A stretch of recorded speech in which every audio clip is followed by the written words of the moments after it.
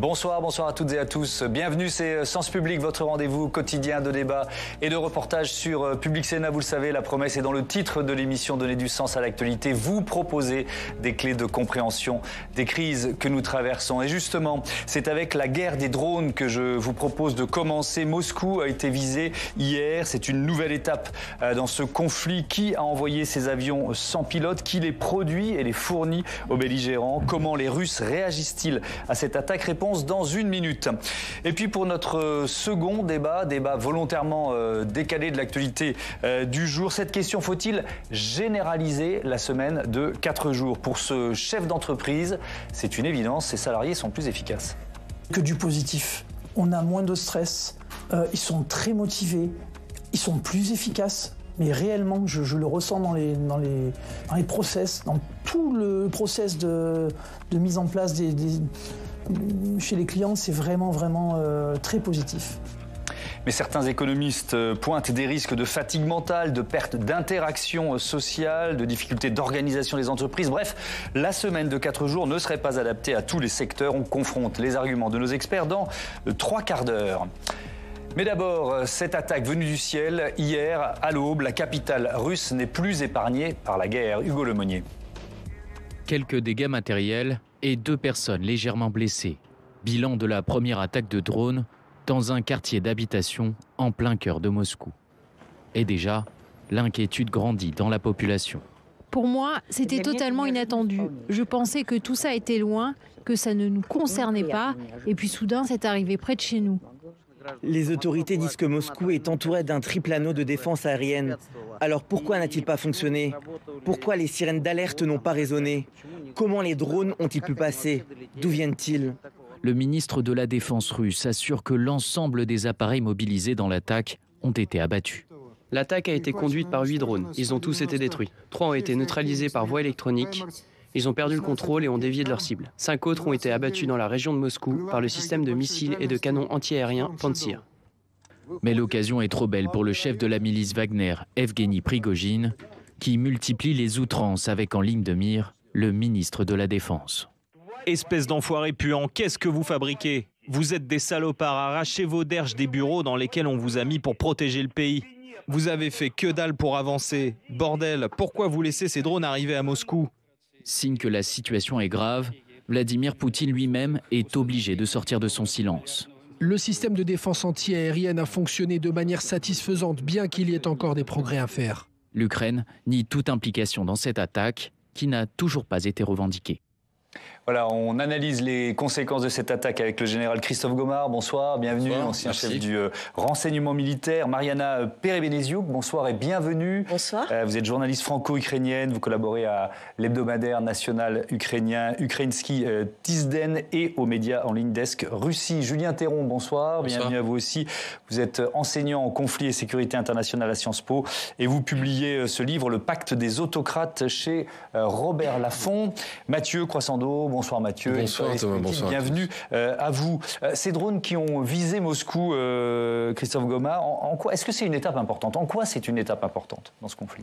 Alors, ça n'est pas un tournant de mon point de vue, mais c'est un pas de plus. On a bien vu que le sol russe commençait à être attaqué. On a beaucoup parlé de Belgorod. Il y a eu effectivement 2 ou 3 drones au-dessus du Kremlin. Là, il y a un certain nombre de drones, on ne sait pas exactement combien, mais enfin sans doute plus d'une dizaine. Certains parlent d'une vingtaine. Oui, ça me paraît intéressant de voir ça. C'est-à-dire que de mon point de vue de militaire, quand on veut affaiblir un adversaire, on va l'attaquer sur son sol. C'est ce qu'avaient fait les Américains, vous savez, après Pearl Harbor. Ils avaient armé des B-17 qu'ils avaient embarqués sur des porte-avions, la chose inimaginable, pour aller bombarder Tokyo et montrer aux Japonais que ils étaient capables de le faire, même si à l'époque c'était faible, mais ça a obligé les Japonais, à augmenter la défense de Tokyo, donc à s'affaiblir sur le front du champ de bataille directement. Donc est-ce qu'il n'y a pas ça derrière, ou est-ce que c'est autre chose? Mais en tous les cas, oui, c'est un pas de plus dans une escalade de la guerre entre les deux pays. Alors, vous l'avez dit, il y avait déjà eu une attaque visant le Kremlin. C'est pas la première fois que Moscou est visé, mais quand même, Mariana Perebenesiuk, si on doit parler des cibles, tiens, de quelles cibles ont été visées, volontairement ou involontairement d'ailleurs? C'est très difficile de l'analyser ce soir. Oui, alors, puisque les drones ont été abattus, nous ne pouvons pas être sûrs et certains sur les cibles. Il me semble que les médias russes ont tracé possible trajectoire vers certains ministères russes, mais le fait est que ces drones ont été abattus dans la banlieue assez particulière de Moscou, où se trouve même la résidence de Vladimir Poutine lui-même, également la maison de Surovikin, le fameux boucher de Syrie en charge des opérations militaires en Ukraine. C'est un lotissement tout à fait, un ensemble de lotissements en fait tout à fait particulier où vit toute l'élite politique, militaire et économique russe mêlée dans l'entre-eux entre les hommes politiques, les oligarques et les hommes de la culture, on va dire, qui eux aussi soutiennent la guerre. Donc on peut imaginer que, comme mon collègue de plateau général vient de l'évoquer, cette opération a une visée plus symbolique. Elle vise un impact psychologique plus qu'autre chose. Mais là, pour une fois, nous voyons éventuellement un dessein à frapper jusqu'au cœur des élites russes pour leur dire « Attention !» nous pouvons frapper même vos familles. Oui, c'est intéressant, effectivement. Julien Théron, on parlera des hypothèses sur l'origine de ces drones dans un instant. On va vraiment y consacrer du temps. Peut-être, je vais vous entendre sur la réponse officielle russe. C'est intéressant de voir que Vladimir Poutine, effectivement, s'est senti obligé de réagir rapidement. Est-ce qu'il y a une volonté de minimiser l'événement? Il y a eu presque plusieurs sons de cloche, en fait, dans la journée. Oui, quelle que soit effectivement l'origine, le Kremlin se saisit de cet événement pour réaffirmer cet élément de langage qui n'est plus des nazis, mais des terroristes. Alors, les deux sont largement croisés, parfois dans la même phrase, les terroristes nazis, nazis terroristes.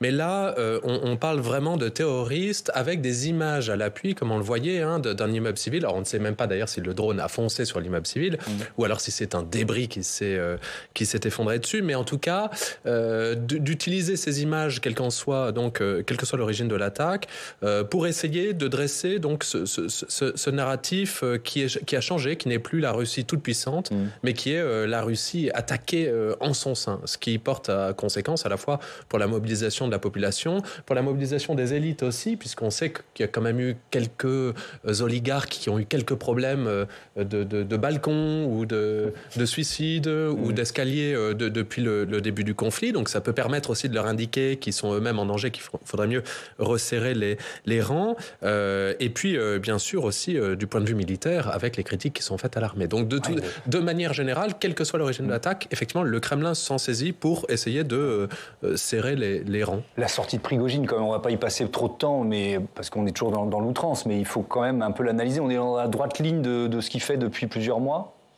Ou est-ce que c'est là aussi un cran supplémentaire? Il faut bien comprendre que... Donc le général Prigojine, qui dirige les milices Wagner. Enfin, il n'est pas général. Il n'est pas général. Je sais pas, oui. Je lui donne du galon, mais...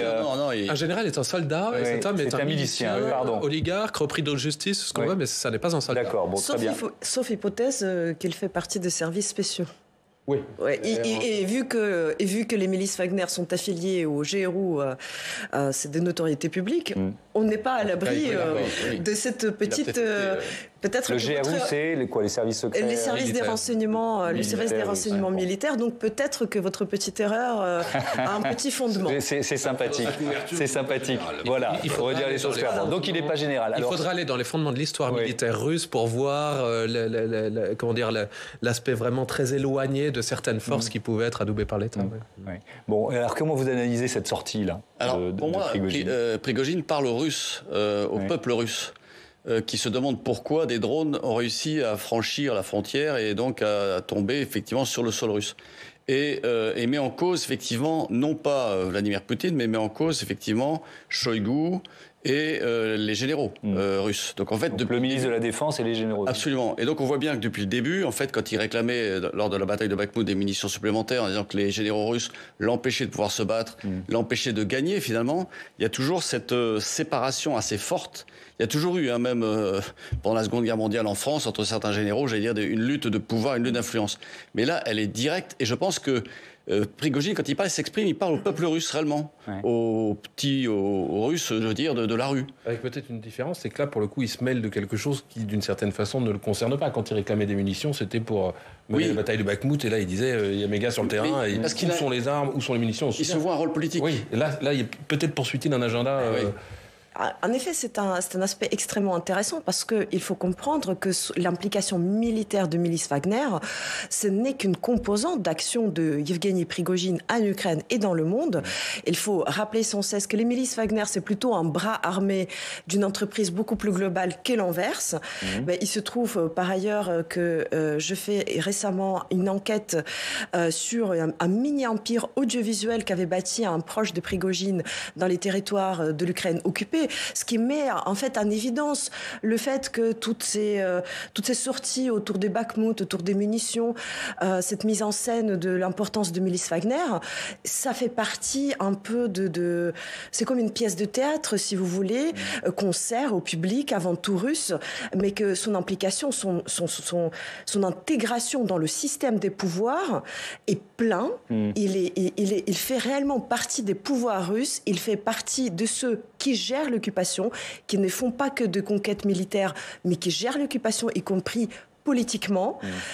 Donc, en effet, on peut interpréter ces sorties de ce point de vue en tenant en tête que Yevgeny Prigojine n'est pas un loup solitaire, n'est pas un acteur isolé. On entend bien ça. Alors vous dites les uns les autres qu'il s'adresse aux Russes. Je vous propose de réécouter un témoignage, une réaction qui était dans le sujet d'ouverture de notre débat, parce que c'est effectivement intéressant de voir ces riverains qui réagissent à la télévision et qui disent leur surprise. Pour moi, c'était totalement inattendu. Et c'est une mauvaise surprise que cela puisse nous arriver. Je pensais que tout ça était loin, que ça ne nous concernait pas, et puis, soudain, c'est arrivé près de chez nous. Un mot, Mariana Perebeneziuk, sur le moral des Russes. Est-ce que ça peut avoir un effet sur le moral des Russes? Oui, bien entendu. Et c'est même pour ça qu'Yevgeny Prigojine, dans son rôle de...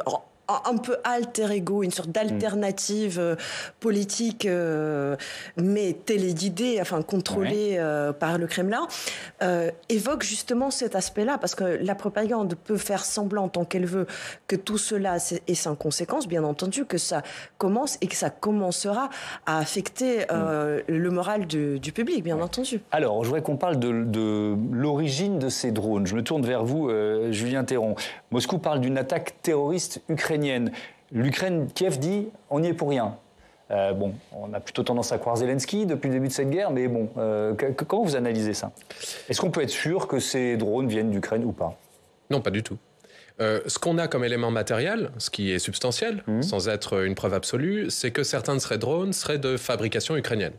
C'est un bon début quand même. A priori. Ouais. Mais vous savez, quand on fait un travail de journalisme, de renseignement ou de recherche, on va plus profond, on essaye de savoir, par exemple, vous aurez remarqué quand même que les Russes sont présents en Ukraine, au contact, et qu'il est tout à fait possible qu'ils aient eu la main sur des drones ukrainiens, par exemple.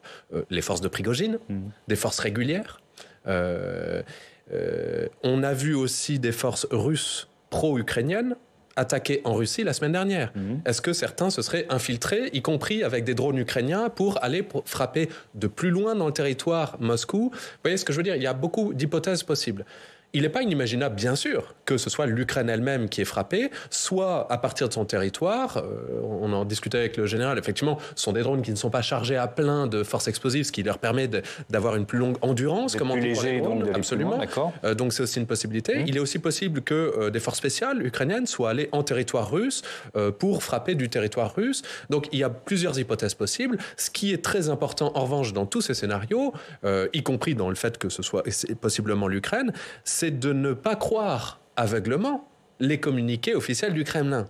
C'est ça qui est important. Et le Kremlin nous dit, et j'ai vu certains de vos confrères, moins sérieux que vous, répéter directement ce que dit le Kremlin, c'est-à-dire c'est une attaque des Ukrainiens sur Moscou, et personne n'en sait rien. Vous ne le savez pas, je ne le sais pas, nous ne le savons pas. Pourquoi? Parce qu'il n'est pas possible de faire un travail indépendant d'enquête en Russie aujourd'hui. Pour ces simples raisons. Et Chris Aguirre, il n'y a pas moyen de reconstituer la trajectoire de ces drones? Alors, je pense que si, certains services de renseignement doivent le savoir. Il est vrai que ce sont des drones, enfin les deux silhouettes que l'on voit dans le ciel, parce qu'en fait on voit des silhouettes, ce sont des drones 100% ukrainiens. Certains d'ailleurs achetés avec du crowdfunding. Quand vous achetez de l'essence en Ukraine, vous avez la possibilité de mettre quelques centimes en plus au profit de l'armée des drones. Pour effectivement, j'allais dire, nourrir, en tous les cas, faire en sorte que les Ukrainiens puissent avoir de plus en plus de drones. Mais je rejoins un peu la position de Julien Théron, c'est-à-dire qu'on ne sait pas en fait d'où sont partis ces drones. Maintenant, les drones en question ont une portée d'environ 1000 km, donc potentiellement ils ont pu décoller du territoire ukrainien pour aller s'écraser sur le sol russe. Donc en fait le doute persiste. Il y a un intérêt russe à dire on est attaqué pour mobiliser la population et en particulier mobiliser une population moscovite qui ne se sent pas forcément concernée par la guerre. Et on parlait de quartiers effectivement dans lesquels qui réunit, j'allais dire plutôt les élites politiques russes et donc dire voilà il faut mobiliser. Soyez solidaires. Soyez solidaires. D'accord. Ça ne détruit rien en fait. Ou pas grand-chose. Ça, voilà, côté russe, côté ukrainien, ça permet de dire effectivement ça soutient le moral des troupes ukrainiennes en disant mais on est capable d'aller taper la Russie. Donc oui, pour moi il y a doute. Ouais, Mathieu. Est-ce qu'avec un peu de recul, on en sait un peu plus sur la précédente attaque de drone dont on ne savait pas si c'était une mise en scène, pas une mise en scène. Qui visait le Kremlin, etc. Parce qu'on a quelques semaines maintenant de... Celui qui met ça en avant, c'est un blogueur ukrainien qui annonce ces attaques. Donc est-ce que derrière l'armée ukrainienne est au courant? Parce qu'en fait, ce qui est intéressant dans un drone, il n'y a pas que la portée du drone qui compte, c'est également la capacité de guider ce drone. C'est-à-dire, il faut avoir une liaison satellitaire. Qui a des capacités de liaison satellite? Pas tout le monde. Même si Elon Musk a mis des satellites Starlink au profit des Ukrainiens, qu'ils ont pu utiliser en effet. Mais donc, c'est pas n'importe qui non plus qui a pu lancer ces drones. De manière inverse, s'il y a bien un domaine dans lequel les forces armées russes sont efficaces, c'est la guerre électronique. Oui. Ils sont très efficaces, on le sait, au point que c'est une des raisons pour lesquelles les Ukrainiens veulent des F-16, parce que certains F-16 sont spécialisés dans les attaques de radar, ou alors certains drones aussi. Donc, l'hypothèse, en tout cas, même si c'était des Ukrainiens, mais qui soient partis d'Ukraine, qui traversent sur, disons, 700 km, enfin, selon le parcours, le territoire russe pour aller sur Moscou, qui en est entre 8, ce que dit Vladimir Poutine, et une vingtaine, sans se faire remarquer et descendre avant d'atteindre Moscou, au regard des capacités de guerre électronique russes, me semble un peu étrange tout de même. Alors ça ne veut pas dire peut-être qu'ils les ont spotés, le temps de mettre en place, c'est peut-être le temps de réaction qui est trop long, ce genre de choses. Mais bon, voilà, ça pose des questions, disons, très, très prosaïques. Mariana. Oui, en effet, je voudrais... Enfin, premièrement, je remercie mon collègue d'évoquer que nous savons très peu de choses. Oui, on est toujours prudent sur ce plateau. Jusqu'au point, nous ne savons pas combien de drones il y avait exactement, combien d'explosions, combien ont été abattus et combien ont été descendus par les moyens de la guerre électronique, parce qu'on peut aussi les jammer et les faire atterrir. Ça, c'est peut-être l'un des aspects les plus passionnants parce qu'on peut imaginer l'hypothèse que l'Ukraine aurait pu trouver un moyen d'imiter le signal des reconnaissances de sorte à ce que ces drones ne soient pas reconnus en traversant autant de centaines de kilomètres, ce qui serait extrêmement inquiétant pour la Russie. Ça pourrait aussi être le fait que les drones soient mis dans le ciel du territoire russe et qu'ils n'aient pas à traverser autant, ce qui est encore plus inquiétant parce que précisément, nous ne savons pas combien de drones il y avait, mais nous savons qu'ils étaient nombreux. Et je pense que ça aussi, quelque part, c'est un peu le renseignement et le sens un peu principal de cette attaque, c'est de montrer que, vous voyez, c'est pas un drone, c'est pas deux drones. Nous avons les capacités d'en mettre au moins un groupe. Nous avons, et parce que ça nécessite autant de personnes, enfin ça nécessite une plus grande, une plus exigeante organisation, et ça montre la vulnérabilité russe croissante. Oui. Alors je voudrais qu'on parle des conséquences quand même diplomatiques, même si on a été encore une fois prudent sur l'origine de ces drones. Christophe Gomard, parce que dans l'hypothèse où ils sont tirés par l'Ukraine, il y a pour les alliés européens et américains de l'Ukraine une des difficultés aujourd'hui. On le voit bien dans les réactions officielles. Alors la seule réaction officielle que je connaisse, c'est une réaction américaine du porte-parole et donc à niveau technique, je vais dire, qui dit qu'effectivement les États-Unis ne soutiennent pas des attaques sur le sol russe. C'est ça. Mais ils ne condamnent pas non plus. C'est vrai. Ils ne soutiennent pas. Mais derrière, et ils ne disent pas d'ailleurs que ils ne s'adressent pas aux Ukrainiens. En fait, ça reste flou, cette formule. Et les autres n'ont pas réagi, à ma connaissance. Et plus ça restera flou, plus ça arrangera tout le monde, finalement. Oui. Enfin, sauf le Kremlin. Sauf le Kremlin. Non, quand je disais tout le monde, je parlais des le Kremlin qui est à l'origine. Ce qui n'est pas à exclure par ailleurs. Aussi, enfin, comme une hypothèse. C'est une hypothèse. Mais alors là, j'ai du mal à l'imaginer, parce que c'est... pourquoi le Kremlin ferait ça ? Alors je crois que pour répondre à cette question, on ne peut pas parler ne pas parler de ce qui s'était passé au regard du lancement de la deuxième guerre de Tchétchénie, c'est-à-dire une vague d'attaques terroristes d'inspiration djihadiste dans le territoire de la Fédération de Russie, d'origine a priori tchétchène et dagestanaise, disons, avec des personnes et des fonds qui venaient du Golfe, et alors que la Tchétchénie était en situation, disons, pas d'indépendance, mais d'autonomie de facto. Oui. Et ce qui avait permis à Vladimir Poutine, qui est absolument inconnu à cette époque-là, de se mettre en scène en disant, mais en fait, vous pensez que l'État russe est effondré et on va arriver.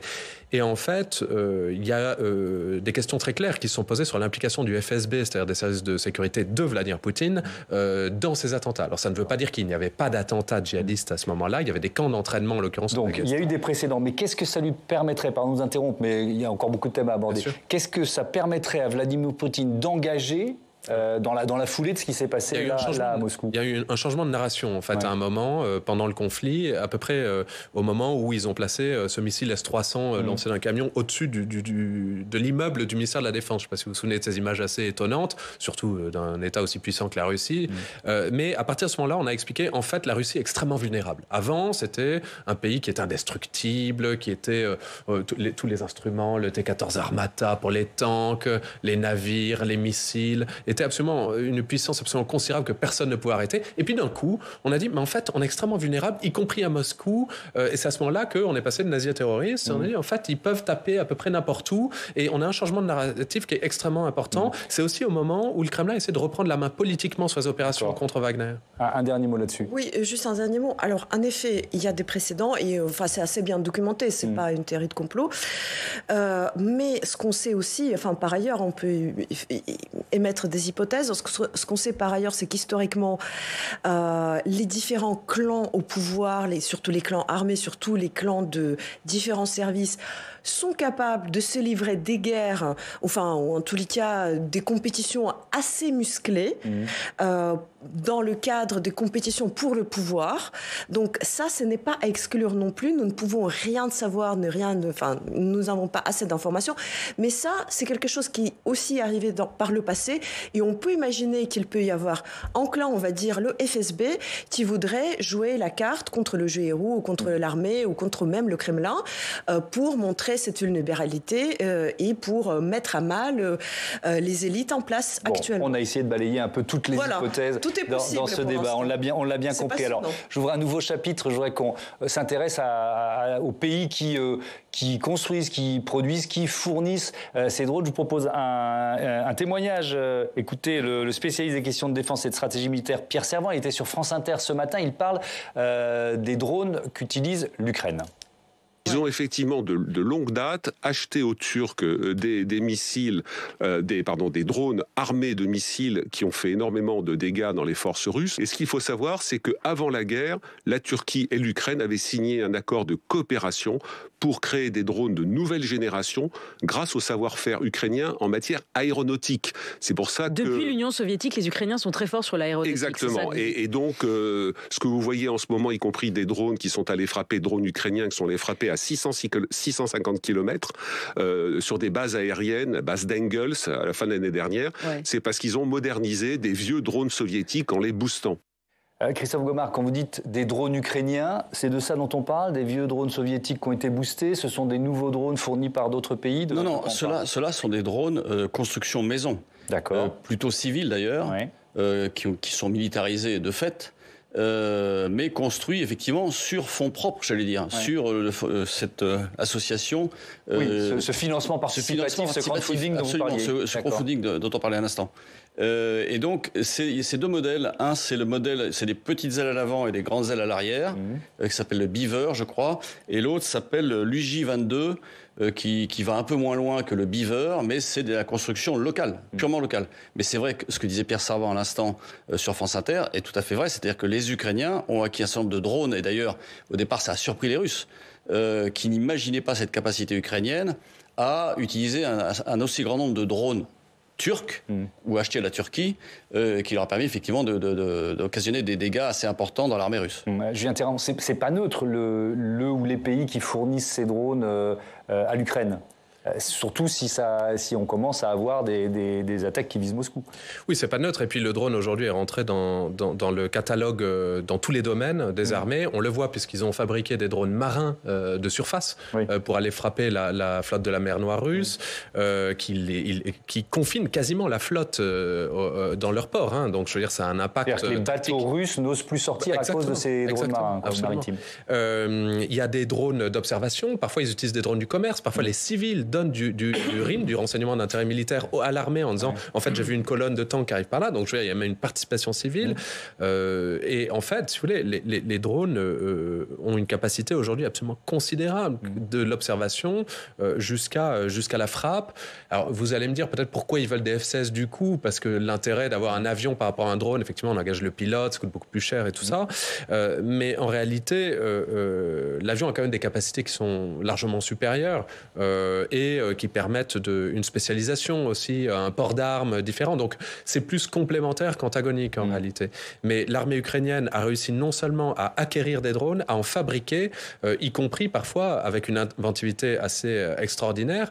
Par exemple, l'utilisation de ce drone qui est une espèce de drone en fait porteur et qui porte des espèces de vieilles munitions qui seraient quasiment pas comme des obus de mortier par exemple, qui sont quasiment pas utilisables. Oui, qui sont dessous quoi, qui sont sous le drone. Par des soldats parce qu'il serait trop dangereux de les manipuler, mais en fait il les fixe et puis il les largue sur des soldats et c'est hyper efficace. Et en fait de cette manière-là, il y a un mécanisme imprimé sur imprimante 3D. Oui, c'est ça, c'est exactement ça. Alors je voudrais revenir sur cet aspect un peu bricolage, parce qu'au début du conflit, Mariana Perez-Benesiuk, il y avait effectivement des drones civils qui appartenaient à des Ukrainiens et puis ils les ont militarisés en quelque sorte. Est-ce que ça c'était vraiment le premier temps, les premières semaines, ou est-ce que ça existe encore aujourd'hui? Alors il faut dire que tout commence au début du conflit, mais justement au début du conflit en 2014, quand l'armée ukrainienne était extrêmement démunie de tout. Il y avait des doctrines militaires, des pratiques dans toutes les armées du monde, où les drones commençaient à prendre leur place. L'armée ukrainienne n'en possédait très peu,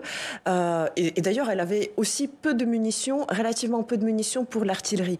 Donc il se posait vraiment question de correction des tirs d'artillerie, et les Ukrainiens, très très rapidement, vraiment en quelques semaines, ont commencé à bidouiller les choses, à s'organiser juste pour essayer d'aider leur armée pour corriger les tirs d'artillerie, en sachant que, contrairement à la Russie qui n'est pas compter, surtout à l'époque, ces munitions pour l'artillerie, les Ukrainiens ne pouvaient pas se le permettre.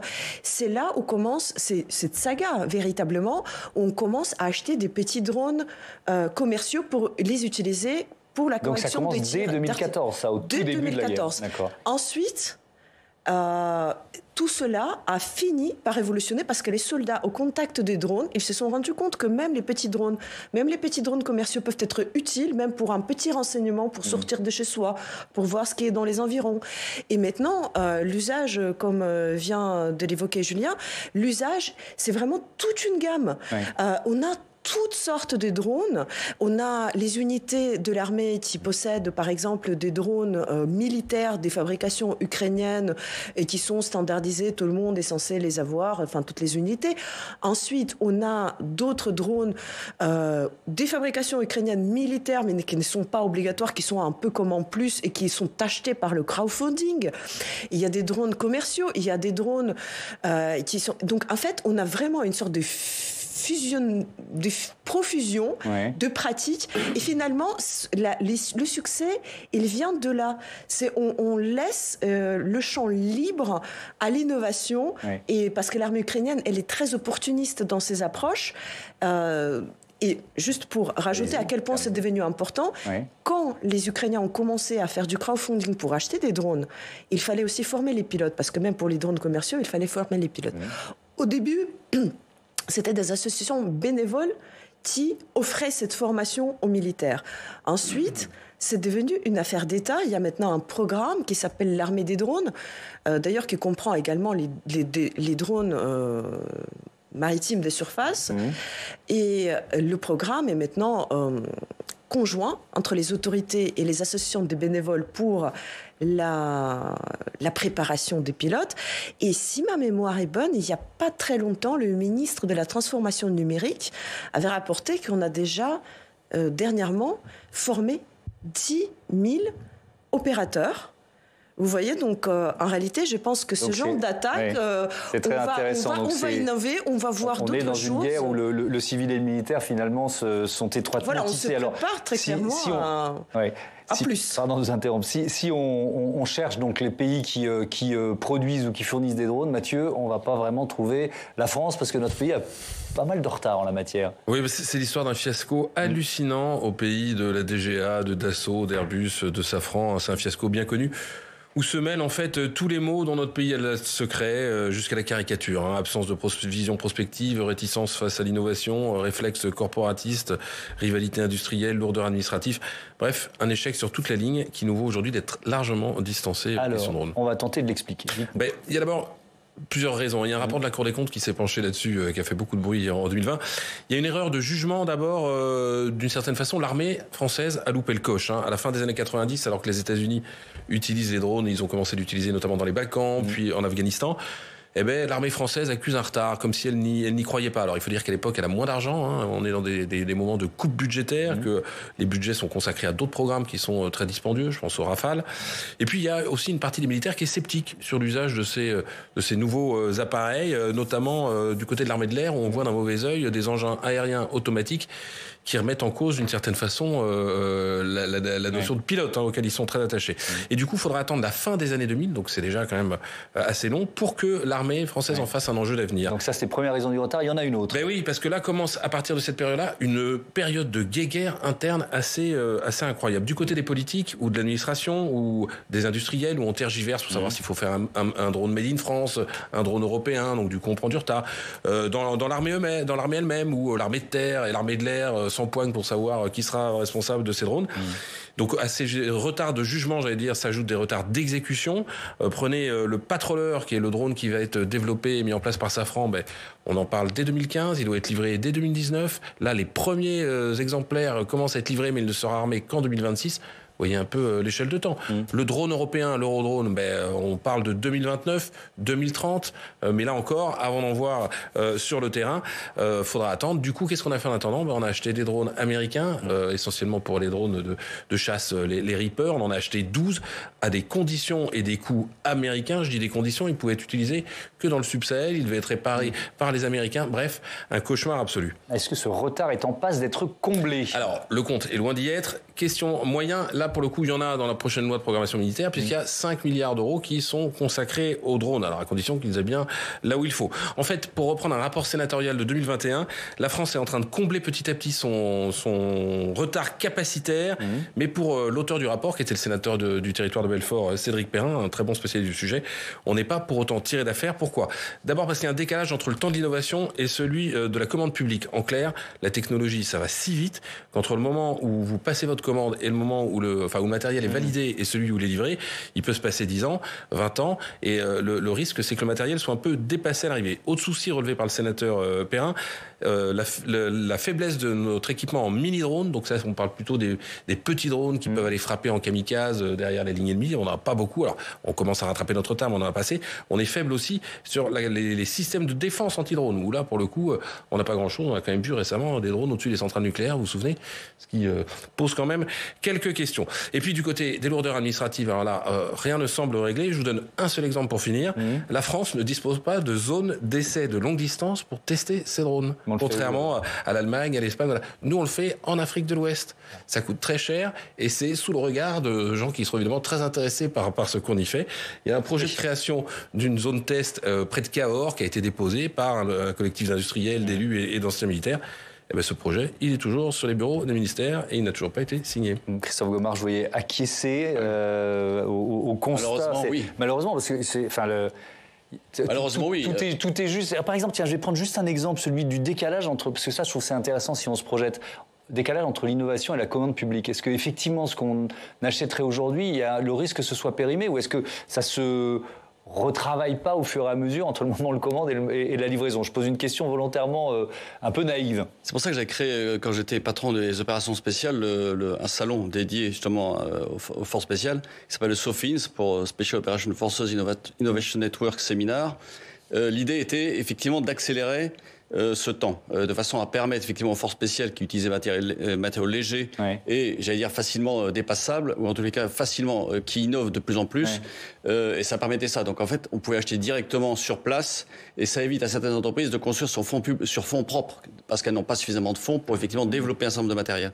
Donc oui, il y a un sujet, mais je crois que la DGA s'est remis remis le métier, l'ouvrage sur le métier, pardon, et du coup, ça avance dans ce domaine-là. Mais effectivement, la problématique des drones en France est une vraie problématique. Et il a fallu attendre Jean-Yves Le Drian, effectivement, pour acquérir les drones américains, comme vous l'avez souligné, qui ont été très utiles, effectivement, au Sahel en particulier, puisque, comme patron du COS, j'avais été voir mon homologue américain pour dire, mais dis donc, Bill, est-ce que tu n'aurais pas un drone à me prêter parce que ça serait très pratique, effectivement, au Sahel, quand on chassait les groupes armés djihadistes et les terroristes.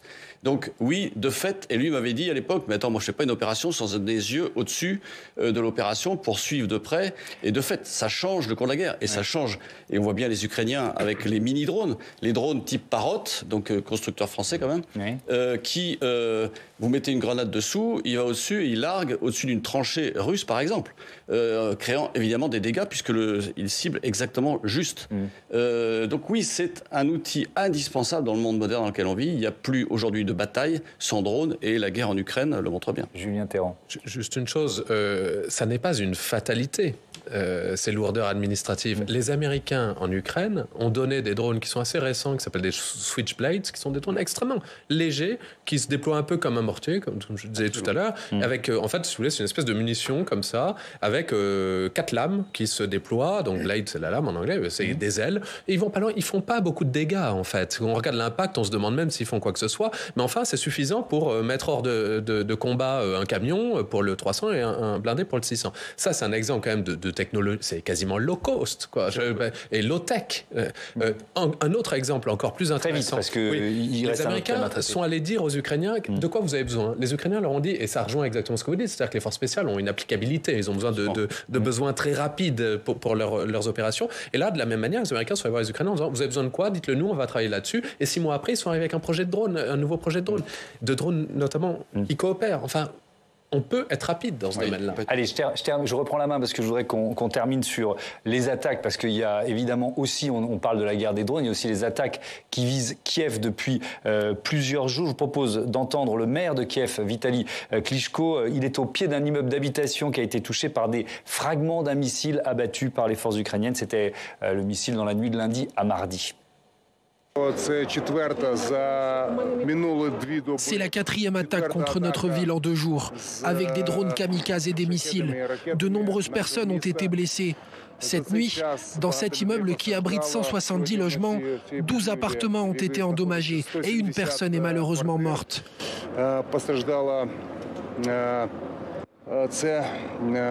Cette prétendue opération spéciale est menée contre des habitants pacifiques de notre ville. Il n'y a pas d'autre mot pour décrire cela que le terrorisme. Et j'accueille Mathias Arès sur ce plateau. Bonsoir Mathias. Pour faire face à ces attaques, il y a une arme qui revient avec insistance dans les demandes ukrainiennes. C'est le dôme de fer d'invention israélienne. De quoi s'agit-il? Mais il s'agit tout simplement du système de défense aérienne et antimissile le plus abouti du monde. Il est d'invention israélienne, vous l'avez dit, ce dôme de fer qui est opérationnel depuis 2011. Alors comment ça marche? Je vous propose d'entendre Raphaël Jérusalmi, ancien officier supérieur des renseignements israéliens. Il nous explique les 3 avantages principaux du dispositif. Il y a d'abord un radar tridimensionnel qui permet de détecter rapidement des projectiles en vol, même de petite taille et de moyenne et courte portée. Il a un ordinateur avec des algorithmes qui lui permettent d'analyser la trajectoire du projectile détecté très très rapidement et de réagir le cas échéant. Et à ce moment-là, donc la possibilité d'avoir des missiles qui sont lancés vers le projectile. Ces missiles possèdent des capteurs électro-optiques qui permettent une immense précision et donc en plein vol, à grande vitesse, de détruire le projectile menaçant. Voilà, ce système, l'Ukraine veut en bénéficier. Oui, il semblerait que les États-Unis soient à présent disposés à lui en fournir, comme l'a affirmé le lieutenant-général Karbler de l'armée américaine. C'était au début du mois, lors d'une audition au Sénat américain. Les États-Unis ont 2 batteries du dôme de fer en ce moment. L'une d'elles a suivi une nouvelle mise à jour de l'équipement. Elle est prête à être déployée. L'armée dispose donc d'un dôme de fer disponible pour déploiement si Kiev le demande. Quels sont les freins, Mathias? Qu'est-ce qui bloque? Eh bien, il faut qu'Israël donne son accord. Comme lors de la décision de l'envoi des chars léopards allemands, souvenez-vous, il avait fallu attendre le feu vert de Berlin. Problème ici, les pouvoirs publics israéliens ne veulent pas froisser les Russes, avec qui, pour simplifier les choses, ils travaillent en Syrie. Oui, mais voilà, ces derniers temps, la Russie s'est de nouveau rapprochée de l'Iran, ennemi juré d'Israël, et cela pourrait changer la donne, comme l'explique David Kalfa, spécialiste du Moyen-Orient à la Fondation Jean Jaurès. Lors de sa réélection il y a quelques mois, le Premier ministre israélien a fait des déclarations fracassantes dans le sens d'une possibilité pour les Israéliens de changer de stratégie vis-à-vis de la Russie et donc de l'Ukraine en fournissant aux Ukrainiens le dôme de fer. Depuis, il n'y a plus de déclaration de ce type, mais en tout cas la discussion a lieu. On voit qu'il y a un changement de la posture israélienne dans le conflit russo-ukrainien. Ce n'est pas un changement à 180 degrés, mais il y a une évolution de la posture israélienne qui se rapproche finalement des positions de l'Occident et notamment des États-Unis. Parmi les autres freins à l'opération, le fait que le territoire ukrainien est très vaste et qu'il faudrait donc beaucoup de dômes de fer pour une protection optimale, ou encore la crainte que de la part des Israéliens qu'un tel dispositif soit capturé par les Russes qui s'empresseraient donc de transférer la technologie à Téhéran. Merci Mathias. Mariana Perebeneziuk, sans ce dôme de fer, comment fonctionne la défense antiaérienne ukrainienne aujourd'hui? Par exemple, sur les attaques de ces derniers jours, il y a beaucoup de drones russes qui ont été détruits, avec d'ailleurs des débris qui tombent dans différents quartiers de la ville, c'est ça? Alors, il est important de rappeler que la protection aérienne, c'est pas une chose, c'est l'ensemble de dispositifs qui peuvent être extrêmement variés. Par ailleurs, tout à l'heure, on a parlé de mesures anti-drones, parce qu'il n'y a pas que les drones, il y a aussi des mesures anti-drones. Figurez-vous que ce qu'on est en train de mettre en place en Ukraine, et ça aussi avec du crowdfunding, c'est de remettre en marche les feux de recherche, par exemple, qui pourraient faciliter qui pourrait permettre à repérer plus facilement les drones, par exemple, dans le ciel. Donc, c'est vraiment un ensemble de dispositifs.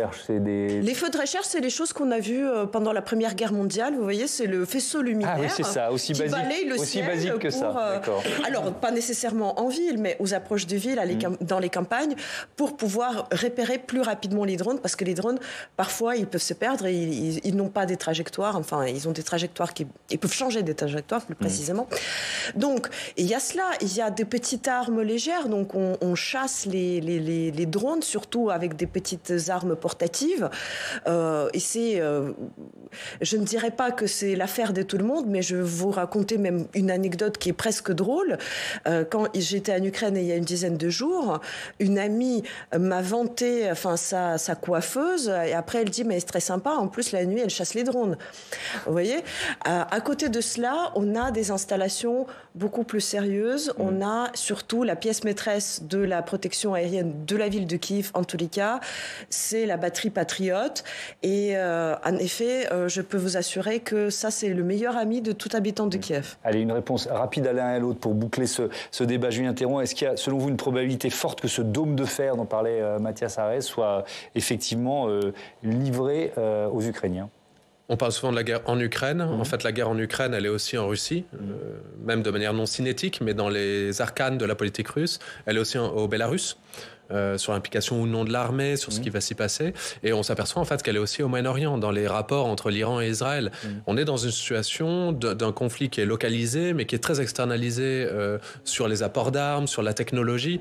Et de ce point de vue-là, en Syrie, il se passe quelque chose de très important. La proximité de la Russie et l'Iran se joue beaucoup en Syrie. Ils ont toujours été très en compétition. Et en fait, la Russie, en 2015, quand elle a intervenu militairement, militairement, a passé, disons, un accord, une entente avec Israël, pour dire Israël pourrait aller taper toutes les forces iraniennes et pro-iraniennes, Hezbollah, al-Hashid al-Shaabi, en Syrie, sans se faire taper par les systèmes russes. Donc, si vous voulez, à partir du moment où ils vont livrer ça aux Ukrainiens, ils vont se dire qu'éventuellement, les Russes vont taper leur F-35 et leur F-16, qui vont taper les Iraniens en Syrie. Et ça, pour eux, c'est existentiel. Donc, on est dans une espèce d'équilibre de force qui est complexe. Et puis, quand on voit ça, Général Gomard, moi, la réflexion que je me suis faite, c'est qu'il faut, c'est peut-être une lapalissade, mais se préparer à un conflit qui va durer. C'est-à-dire que quand l'Ukraine réclame ces armes-là, c'est vraiment qu'elle se prépare à encore de longs mois de guerre. C'est ce que dit très bien le général Milley, l'actuel chef d'état-major des armées américaines, avant de passer la main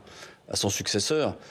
Selon lui, la guerre va malheureusement durer encore longtemps. C'est-à-dire que d'un côté, lui, il estime impossible que la Russie gagne, mais il estime que ça sera très difficile aux Ukrainiens de repousser les Russes aux frontières de 91. Et donc, de mon point de vue, on voit aujourd'hui qu'il y a un certain équilibre des forces qui se joue sur le terrain. D'ailleurs, personne n'avance ou recule, j'allais dire, ou de façon très très limitée, avec des pertes très importantes. Donc, de mon point de vue, oui, malheureusement, cette guerre va durer encore un certain temps. Merci beaucoup, merci à tous les trois d'avoir participé à ce débat. Je vous dis à bientôt sur Public Sénat.